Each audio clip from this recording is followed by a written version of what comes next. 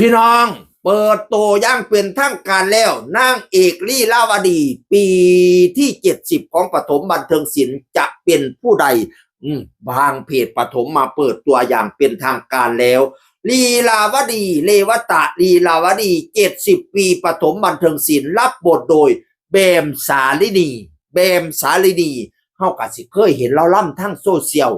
ล่ำเป็นลีลาวดีเราล่ำให้เบิ่งหลายคลิปอยู่ในพี่น้องทั้งล่ำทั้งเบาอุ้ยสุดยอดเล่าลอกแบบอันพิมพ์แบบของแม่เมา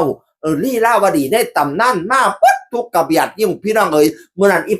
พอดาบสอกับภาพไปกราบแม่เมาภาพไปคารวะแม่เมาแม่เมาเป็นลีลาวดีต้นฉบับของปฐมบันเทิงศิลป์พี่น้องแล้วก็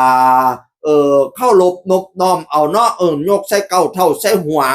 ซื่นส้มในผลงานการแสดงของแม่เมาอันน้องแบมกระไดพี่น้องดาบสอก็เลยให้รับบทเป็นลีลาวดีพี่น้อง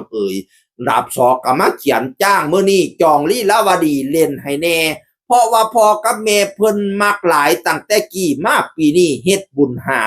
เอาเรื่องนี้เด้อจ้าผู้ตายว่าอยากให้ล้ำพนาวานั่นผู้ใดสิจ้างไปผู้เฒ่าเบิ่งอยากได้ลีลาวดีบอกเลยปีนี้ปี7ที่70ของปฐมบันเทิงศิลป์ศิลป์เลียงลีลาวดีรับบทบาทโดยน้องแบมสาลีนี่พี่น้องลีลาวดีเลวตะมหาประดิษฐ์มื้อนี้เอาลีลาวดีมาให้แต่งนั่งคุยกันจนฮอดแรงก่อนสิแต่งก่อนนั่นสำคัญแท้ฉากแสดงเรื่องมันยาวสอดแจ้งตั้งแต่ก่อนหลาย10ฉากยากเด้ย่อแบบใดจังสิบ่เสียเรื่องบ่ให้เปลืองเวลายากเหลือ10ฉากแต่งจบง่าย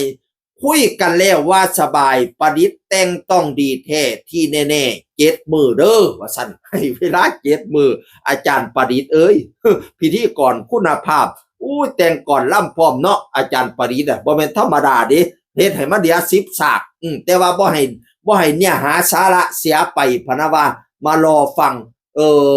ลีวาดีปีที่70ของปฐมจะเป็นยังไงพี่น้องแบมสาลินีกลับบ้านศรีสะเกษยังไม่มาครับใช่ครับแบมรับบทเป็นลีลาวดีแน่นอนพ่อดาบสอเป็นผู้ยืนยันพี่น้องแต่ว่าล่ำ2เรียงเด้ปีที่70เนี่ย1คือเรื่องพระสุทนมโนรา2คือเรื่องลีลาวดีรับบทโดยน้องแบมสาลินีแล้วก็มโนรารับบทโดยยูริพรธิดาพี่น้องนางเอกสาวคนสวยแห่งปฐมบันเทิงศิลป์บัดนี้เนี่ย2คนนำกันมารอฟังเด้อระวังสีทนมาโลล่ากับลีลาวดีเรียงใด10ปังเป็นเรียงในตำนานของปฐมทั้ง2เรียงพี่น้องนั่นละเสียงคนเก่าเว้าสู่ฟังสวัสดีครับ